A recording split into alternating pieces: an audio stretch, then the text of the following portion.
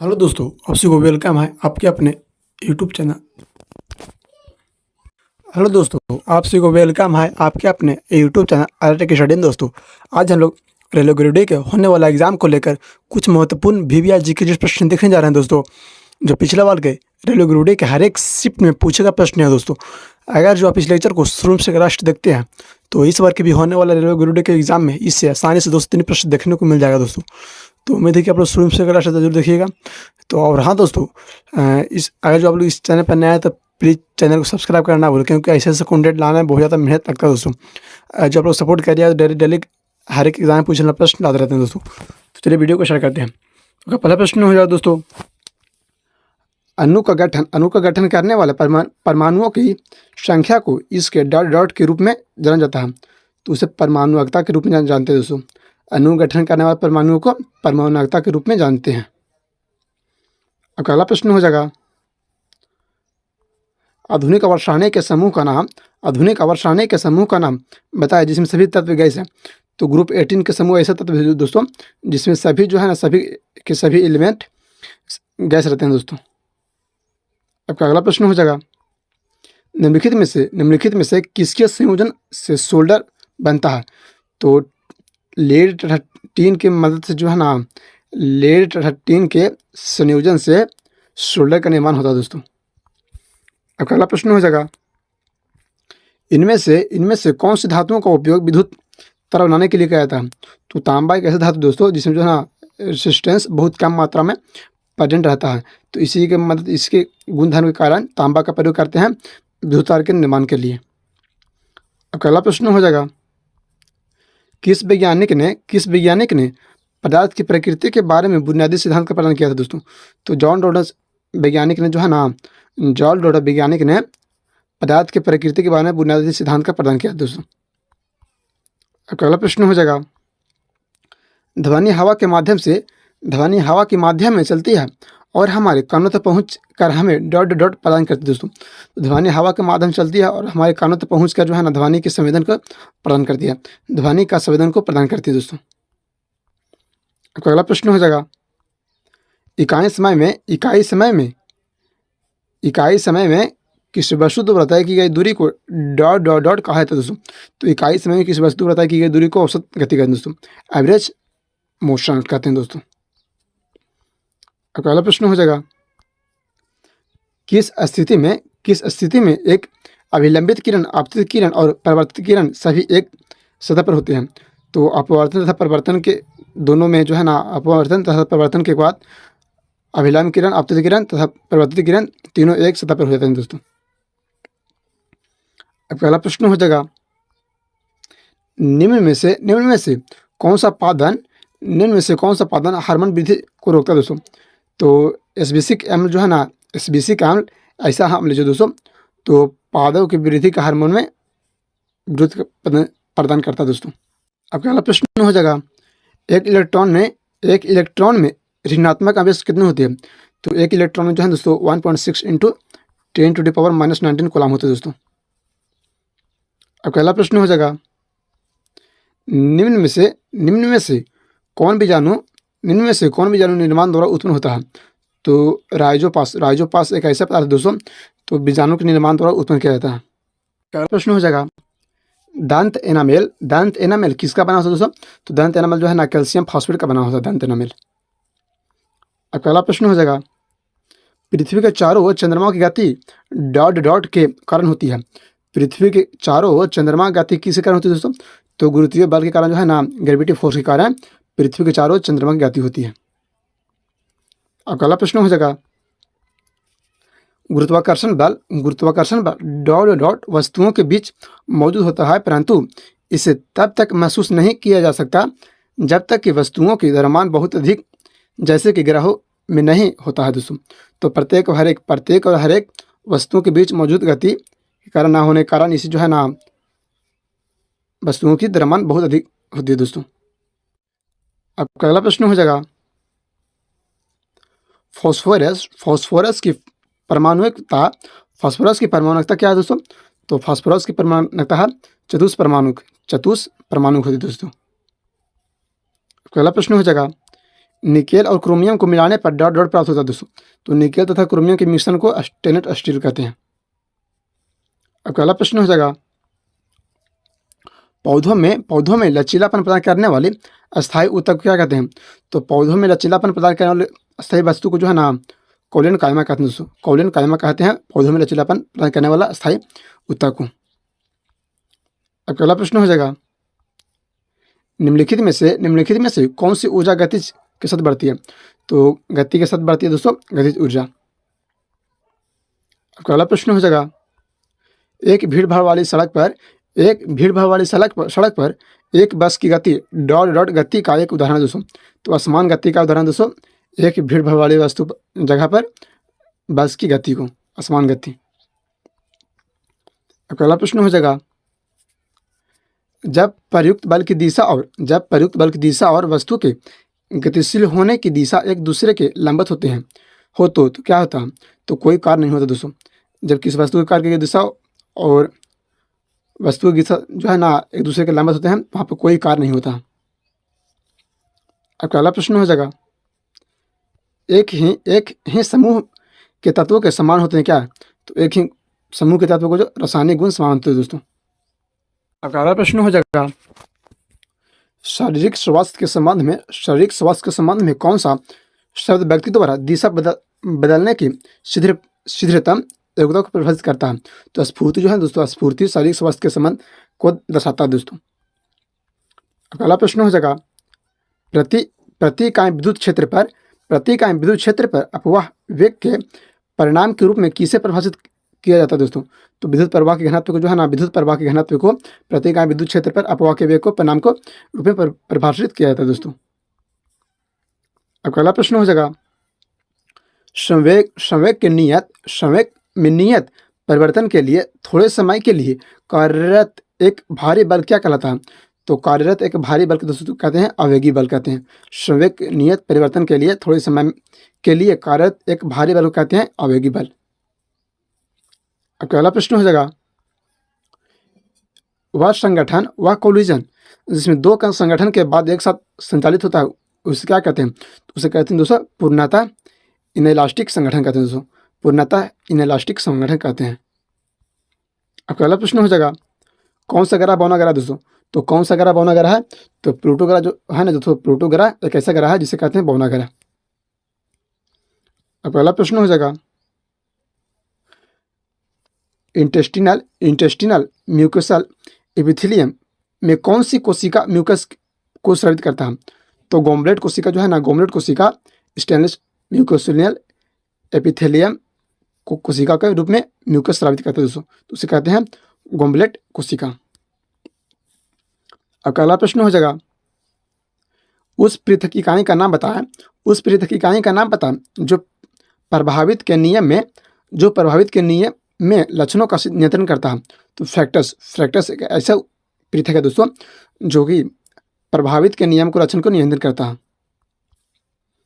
अब अगला प्रश्न हो जाएगा, किसी जीव को केंद्रीय अक्ष से एक समतल द्वारा विभाजित करने पर वह जीव दो समरूप भागों में बढ़ जाता है, वह क्या कहलाता है? तो उसे कहते हैं दोस्तों रेडियल समयुति। उसे क्या कहते हैं? तो उसे कहते हैं रेडियल समयुति कहते हैं। अगला प्रश्न हो जाएगा, ग्लूकोज की चक्रीय संरचना में एक ऑक्सीजन अणु तथा 5 कार्बन अणु के योग बना चक्रीय ऑर्गेनिक पदार्थ कौन सा दोस्तों? तो पायरन जो है दोस्तों एक ऑक्सीजन अणु तथा 5 कार्बन अणु के मिश्रण से बना होता है पायरन। अगला प्रश्न हो जाएगा, नायलॉन 66 के निर्माण में किस एसिड का प्रयोग किया था? तो नायलॉन 66 के निर्माण में जो है ना एडिपिक एसिड का प्रयोग करते हैं दोस्तों। एडिपिक एसिड का प्रयोग करते हैं नायलॉन 66 के निर्माण में। प्रश्न हो जाएगा, इलेक्ट्रॉनिक सेल के साथ उच्चतम प्रिंसिपल क्वांटम संख्या के साथ जोड़े गए इलेक्ट्रॉन क्या कहलाते हैं? इलेक्ट्रॉनिक सेल के साथ उच्चतम प्रिंसिपल क्वांटम संख्या के साथ जोड़े गए इलेक्ट्रॉन क्या कहलाते हैं? तो उसे कहते हैं दोस्तों वैलेंस इलेक्ट्रॉन कहते हैं। उसे क्या कहते हैं? वैलेंस इलेक्ट्रॉन कहते हैं दोस्तों। और हाँ दोस्तों, एक बात और बता देना चाहते हैं, अगर जो आप इस चैनल पर नया है तो प्लीज़ चैनल को सब्सक्राइब करना भूलें, क्योंकि ऐसे ही कंटेंट जो है ना बार बार इस चैनल पर लाते रहते हैं जो सभी कम्पिटेटिव एग्जाम के लिए बहुत ज़्यादा हेल्पदायी होता है दोस्तों। और हाँ, आगे जो भी चैनल पर नया है तो प्लीज़ चैनल को सब्सक्राइब एंड सपोर्ट करें दोस्तों। तो चलिए वीडियो देखने के लिए थैंक यू, धन्यवाद। दोस्तों, निम्नलिखित में से कौन सा नियम विद्युत धारा के ऊष्मीय प्रभाव से संबंधित दोस्तों? तो जूल का नियम जो है ना, जूल का नियम ऐसा नियम है दोस्तों, तो विद्युत धारा के जो है ना ऊष्मीय प्रभाव से संबंधित है। अब अगला प्रश्न हो जाएगा, डॉट डॉट डॉट डॉट समूह 17 का सबसे कम अभिक्रियाशील मूल तत्व क्या है दोस्तों?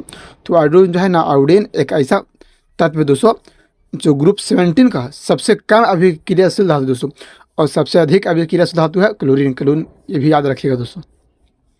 अब अगला प्रश्न हो जाएगा, जीवाश्म काल निर्धारण का एक तरीका जीवाश्म सामग्री में एक ही तत्व के विभिन्न डॉट डॉट के अनुपात में पता लगाना है दोस्तों।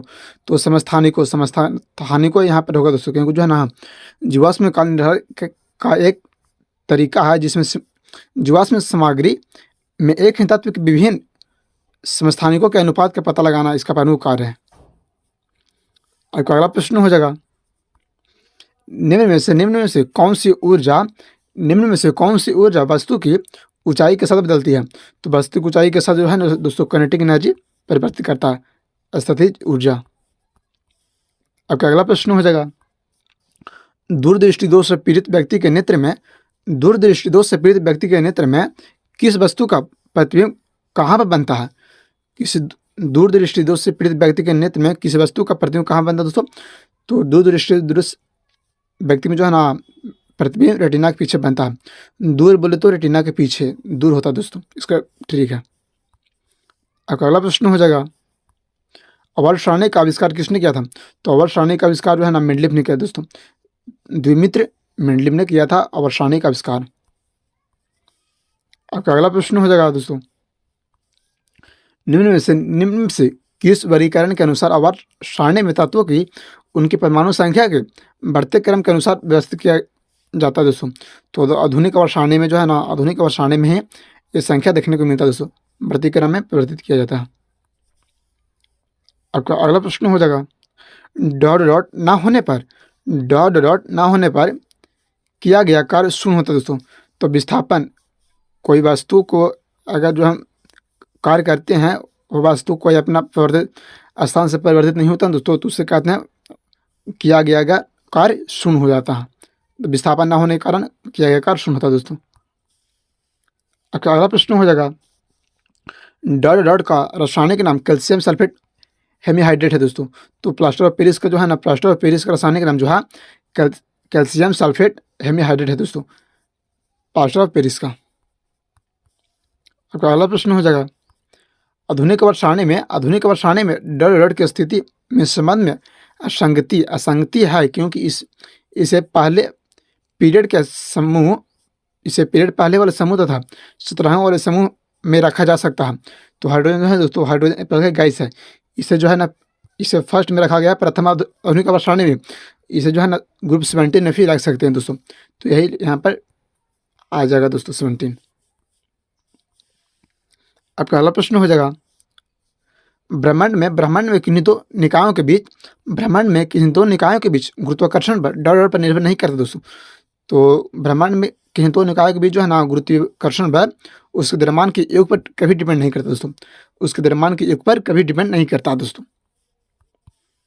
आपका अगला प्रश्न हो जाएगा, एक निश्चित दिशा में बढ़ रही वस्तु की गति को वैज्ञानिक शब्दावली में किस पद के रूप में जाना जाता है दोस्तों? तो उसे कहते हैं वेग, वेलोसिटी कहा जाता है दोस्तों।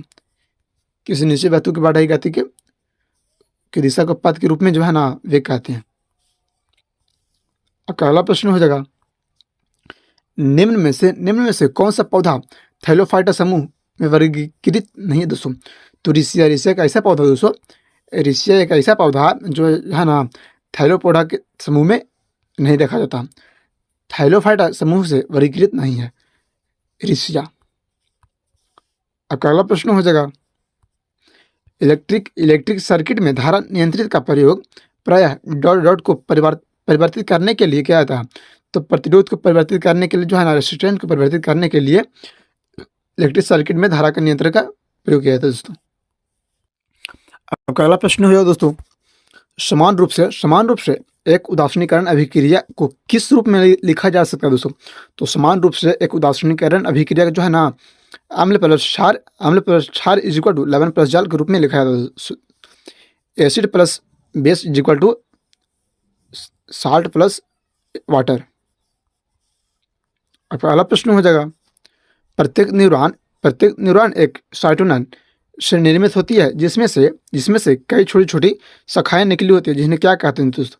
तो उसे कहते हैं धूमिकाएं कहते हैं दोस्तों उसे। अगला प्रश्न हो जाएगा, मेंडली आवर्त सारणी में निम्नलिखित समूहों में से किस तत्व समूह को बाद में तलिका की जगह मिली थी दोस्तों? तो एसी गैलियम तथा जर्नियम को जो है ना तलिका के बाद में जो इस जगह मिला था दोस्तों। अगला प्रश्न हो जाएगा, यदि एक बंदूक से गोली चलाई जाती है और बंदूक पीछे की ओर आती है तो बंदूक की गतिज ऊर्जा क्या होती है?